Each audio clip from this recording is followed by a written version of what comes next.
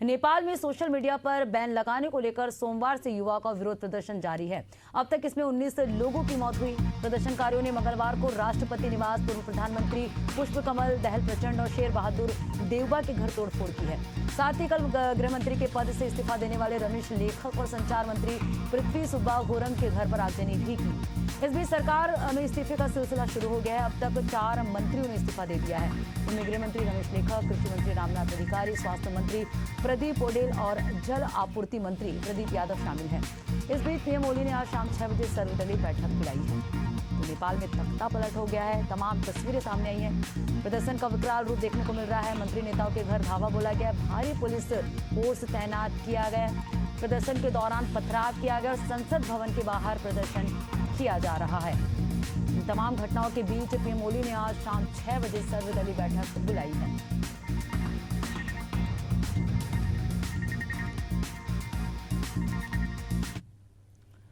और इस बीच महासमुंद से बड़ी खबर सामने आ रही। भलेसर रोड पर वृद्ध महिला की लाश मिली है। मौके पर पहुंची एफएसएल की टीम।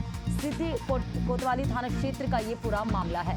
तो सिटी कोतवाली थाना क्षेत्र का ये पूरा मामला है, जहां वृद्ध महिला का लाश मिला है।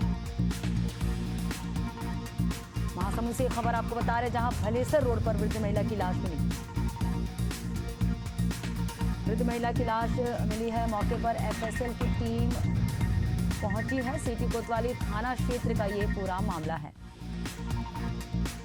महासमुंद की भलेसर रोड का ये पूरा मामला है, जहां वृद्ध महिला की लाश मिली। मौके पर एफएसएल की टीम पहुंची हुई है। सिटी कोतवाली थाना क्षेत्र का ये पूरा मामला है।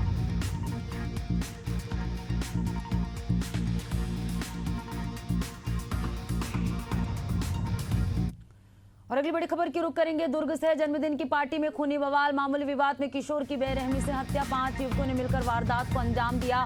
नेवाई थाना क्षेत्र की ये घटना बताई जा रही है। तो 5 युवकों ने मिलकर वारदात को अंजाम दिया। दुर्ग के नेवाई थाना क्षेत्र का ये पूरा मामला है। दुर्ग से ये बड़ी खबर आपको बता रहे हैं, जहां जन्मदिन की पार्टी में खूनी बवाल देखने को मिला। मामूली विवाद में किशोर की बेरहमी से हत्या कर दी गई। 5 युवकों ने मिलकर वारदात को अंजाम दिया। नेवाई थाना क्षेत्र की ये घटना बताई जा रही है। तो बड़ी खबर आपको बता रहे हैं दुर्ग से, जहां जन्मदिन की पार्टी में खूनी बवाल हुआ है।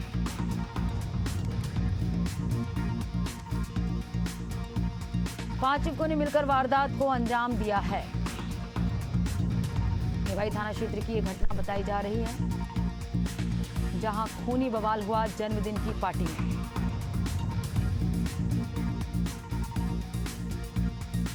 अगली बड़ी खबर देवरिया से। नूनखा रेलवे स्टेशन पर बड़ा रेल हादसा टला। छपरा इंटरसिटी एक्सप्रेस का इंजन डिब्बों से अलग हो गया है। यात्रियों में दहशत का माहौल है। रेलवे प्रशासन ने जांच शुरू की है।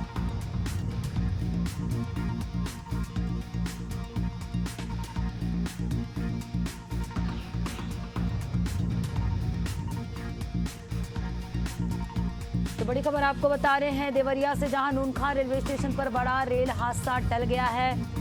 छपरा इंटरसिटी एक्सप्रेस का इंजन डिब्बों से अलग हुआ। वहीं यात्रियों में दहशत का माहौल है। ये तस्वीरें सामने आई हैं। यात्रियों में दहशत का माहौल है। रेलवे प्रशासन ने जांच शुरू कर दी है। तो देवरिया के रेलवे स्टेशन से तस्वीरें सामने। नूनखा रेलवे स्टेशन पर बड़ा रेल हादसा टल गया है।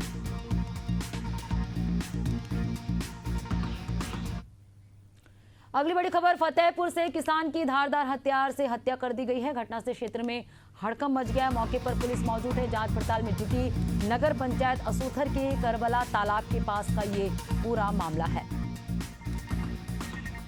तो मौके पर पुलिस मौजूद है। जांच पड़ताल में जुट गई है। नगर पंचायत असोथर के करबला तालाब के पास का ये पूरा मामला है। बड़ी खबर आपको बता रहे हैं, फतेहपुर की किसान की धारदार हथियार से हत्या कर दी गई है।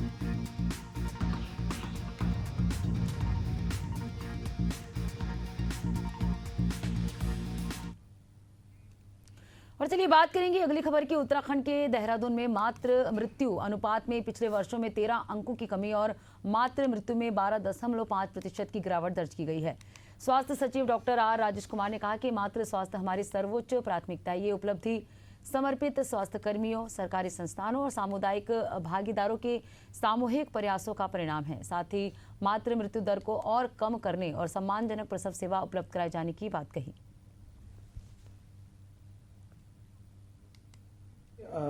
अभी सैंपल रजिस्ट्रेशन सर्वे भारत सरकार ने रिपोर्ट रिलीज़ किया है, जिसमें 21 से 23 तक के आंकड़े दिए गए हैं और बहुत ही एनकरेजिंग न्यूज़ है कि उत्तराखंड का जो मातृ मृत्यु दर जो है 104 से 91 अभी कम हुआ है। 13 पॉइंट्स की गिरावट हुई है और मैं ये समझता हूँ कि माननीय मुख्यमंत्री जी का जो मार्गदर्शन है इसका मेन रीज़न है और माननीय मुख्यमंत्री जी का जो फोकस है लगातार स्वास्थ्य स्कीम्स पे रहता है और खासकर मैटरनल मोर्टेलिटी और इन्फेंट मोर्टेलिटी को कम करने पे उनका जोर रहता है। जम्मू कश्मीर के श्रीनगर स्थित हजरत बल दरगाह में अशोक स्तंभ लगे शिलापट पर हुए विवाद पर उत्तराखंड से भी प्रतिक्रिया आई है। उत्तराखंड वक्फ बोर्ड के अध्यक्ष ने कहा कि ये विवाद कट्टरपंथियों ने खड़ा किया है जो इस्लाम का गलत चेहरा पेश करने का काम कर रहे हैं। शम्स ने कहा कि राष्ट्रीय प्रतीकों का विरोध करने वाले लोग देश विरोधी हैं और पाकिस्तान समर्थित विचारधारा को बढ़ावा दे रहे हैं। साथ ही उन्होंने कहा कि इस्लाम को बदनाम करने वाले लोगों के खिलाफ सख्त कार्रवाई होगी और नए भारत में देश और सेना को कमजोर समझना बड़ी भूल होगी।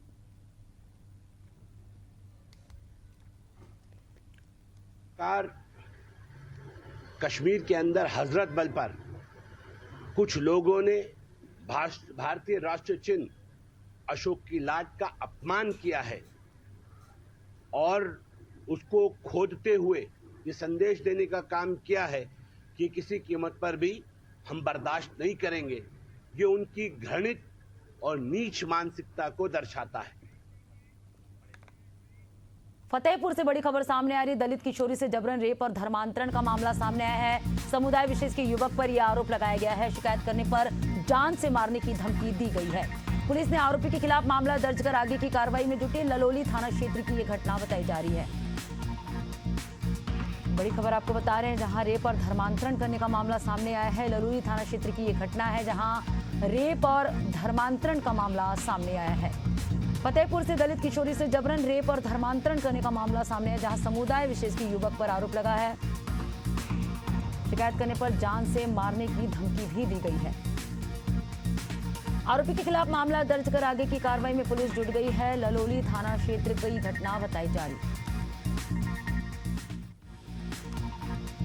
फतेहपुर से बड़ी खबर आपको बता रहे हैं, जहां दलित किशोरी से जबरन रेप और धर्मांतरण करने का मामला सामने आया है।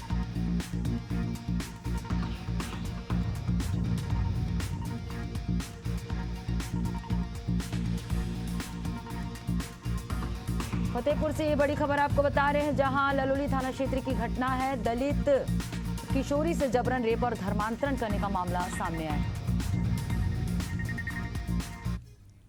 अगली बड़ी खबर गरियाबंद से। शराब दुकान के बाहर ग्रामीणों का अनोखा प्रदर्शन। दुकान के चबूतरे पर हवन पूजन कर ग्रामीण विरोध प्रदर्शन कर रहे हैं। पुलिस और आबकारी विभाग समझाने में जुटी हुई है।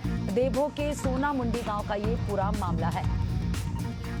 गरियाबंद से तस्वीरें सामने आई, जहां विरोध प्रदर्शन कर रहे हैं। देवभोग के सोना मुंडी गांव का ये पूरा मामला है।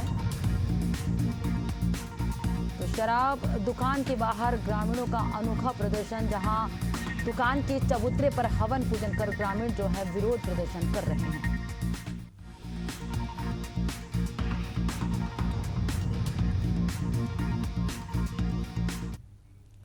और चलिए नेपाल से इस वक्त की बड़ी खबर सामने आ रही है। प्रधानमंत्री ओली ने दिया इस्तीफा। हिंसक प्रदर्शन के बाद ओली का इस्तीफा सामने आया है। नेपाल के 30 शहरों में कर्फ्यू लगा दी गई है। तो प्रधानमंत्री ओली ने इस्तीफा दिया। बड़ी खबर आपको बता रहे हैं, हिंसक प्रदर्शन के बाद प्रधानमंत्री ओली ने इस्तीफा दे दिया है। नेपाल के 30 शहरों में कर्फ्यू लगा दिया गया है। नेपाल से इस वक्त की बड़ी खबर सामने आई है। प्रधानमंत्री ओली ने अपने पद से इस्तीफा दे दिया। हिंसक प्रदर्शन के बाद ओली ने इस्तीफा दे दिया है। बड़ी खबर आपको बता रहे हैं, नेपाल से इस वक्त की बड़ी खबर। प्रधानमंत्री ओली ने इस्तीफा दे दिया। हिंसक प्रदर्शन के बाद ओली ने इस्तीफा दिया। नेपाल के 30 शहरों में कर्फ्यू भी लगा दी गई है। बड़ी खबर आपको बता रहे हैं, ओली ने इस्तीफा दिया। नेपाल से इस वक्त की बड़ी खबर आपको बता रहे हैं, प्रधानमंत्री ओली ने इस्तीफा दे दिया। हिंसक प्रदर्शन के बाद ओली का इस्तीफा सामने आया है। हिंसक प्रदर्शन के बाद ओली ने अपने पद से इस्तीफा दिया। नेपाल के 30 शहरों में कर्फ्यू भी लगा दी गई है। तो नेपाल में हिंसक प्रदर्शन के बाद प्रधानमंत्री केपी शर्मा ओली ने इस्तीफा दे दिया। उनकी इस्तीफे की मांग को लेकर मंगलवार को राजधानी काठमांडू समेत नेपाल के प्रमुख शहरों में प्रदर्शन हुए हैं। प्रदर्शनकारी संसद भवन में घुस गए और आगजनी की घटना को भी अंजाम दिया था।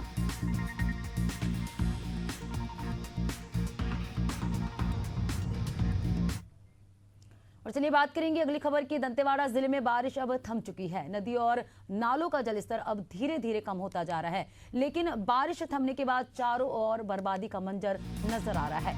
कई जगहों के पुल पुलिया टूटकर बह चुके हैं। तो वहीं दंतेवाड़ा जिले को नारायणपुर जिले से जोड़ने वाली एकमात्र स्टेट हाईवे 5 में पुल बारसूर के पास टूट चुकी है, जिससे दोनों ओर के रहवासियों को काफी दिक्कतों का सामना करना पड़ रहा है। हालात को देखते हुए जिला प्रशासन बाढ़ पीड़ितों को राहत शिविरों में शिफ्ट कर रहा है। साथ ही अन्य इलाकों में ग्रामीणों के लिए राशन सामग्री और उनके दैनिक उपयोग के सामान पहुंचाए जा रहे हैं।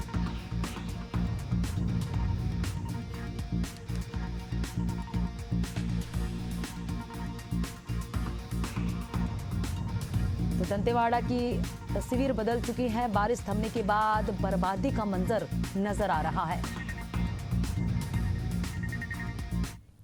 चलिए बात करेंगे अगली खबर की। कांकेर जिले के भानु प्रतापपुर ब्लॉक के ग्राम घोटिया में लगे विवादित बोर्ड पर बिलासपुर हाईकोर्ट में सुनवाई हुई। ईसाई समाज और संगठनों ने बोर्ड हटाने की जनहित याचिका दायर कर कहा था कि यह धार्मिक स्वतंत्रता का उल्लंघन है।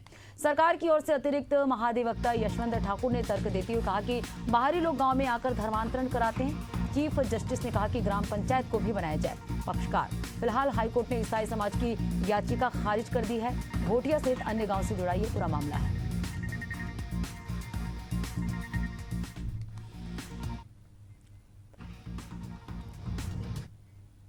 बोकारो जिला के मुफस्सिल थाना क्षेत्र अंतर्गत बांधडी स्थित रेलवे साइडिंग गोलियों की तड़तड़ाहट से दहक उठा।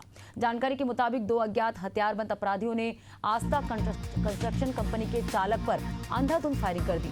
हमले में चालक को गोलियां लगी, जिसके बाद मौके पर अफरा तफरी मच गई है। आसपास काम कर रहे कर्मियों ने घायल चालक को उठाकर बोकारो जनरल अस्पताल पहुंचाया, जहां उसकी हालत गंभीर बताई जा रही है। सूचना मिलते ही बोकारो एसपी पुलिस दल बल के साथ घटनास्थल पर पहुंचे और पूरे क्षेत्र को घेराबंदी कर जांच शुरू कर दी है।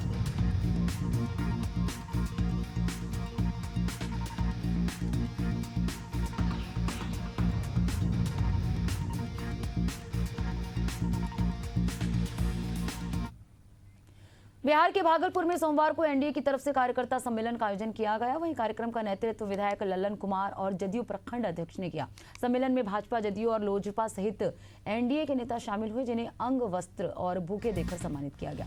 कार्यक्रम में हजारों की संख्या में लोग शामिल हुए। इस दौरान प्रधानमंत्री नरेंद्र मोदी और मुख्यमंत्री नीतीश कुमार के समर्थन में जमकर नारे लगाए। वहीं विधायक लल्लन कुमार ने घोषणा की कि 15 सितंबर को प्रधानमंत्री नरेंद्र मोदी पीरपैंती आएंगे और एनटीपीसी का शिलान्यास करेंगे। उन्होंने कहा कि क्षेत्र में विकास की धारा लगातार बह रही है। शिक्षा, सड़क, बिजली और सिंचाई की दिशा में ऐतिहासिक काम किए गए हैं।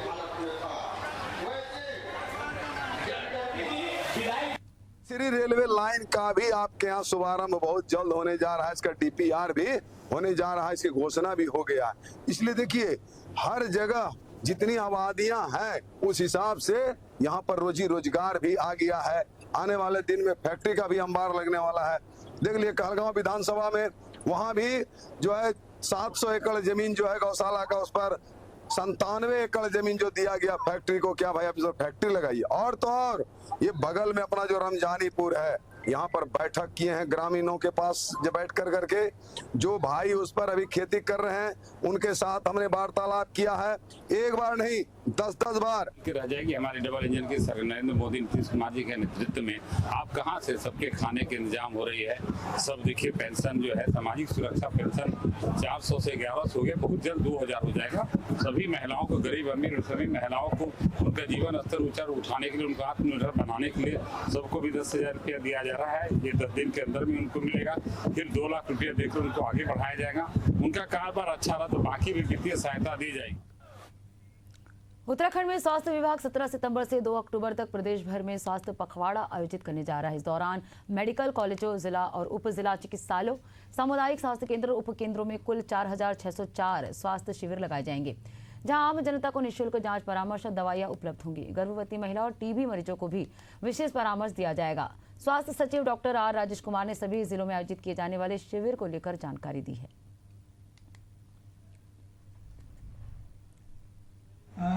देखिए 17 सितंबर यानी माननीय प्रधानमंत्री जी के जन्म दिवस से लेके 2 अक्टूबर यानी महात्मा गांधी जी के जन्म दिवस तक जो है स्वास्थ्य विभाग पखवाड़े के माध्यम से कैंप्स ऑर्गेनाइज करेगा भारत सरकार मिनिस्ट्री ऑफ हेल्थ के निर्देश पर। और इस बार का जो थीम होगा वो होगा स्वस्थ नारी सशक्त परिवार अभियान। तो इसी के तहत जो है नारी पे फोकस करते हुए जितने भी हमारे स्वास्थ्य कैंप्स हैं वो ऑर्गेनाइज किए जाएंगे। और इसमें जो मुख्य जो हमारा फोकस होगा वो वुमेन हेल्थ स्क्रीनिंग पे होगा।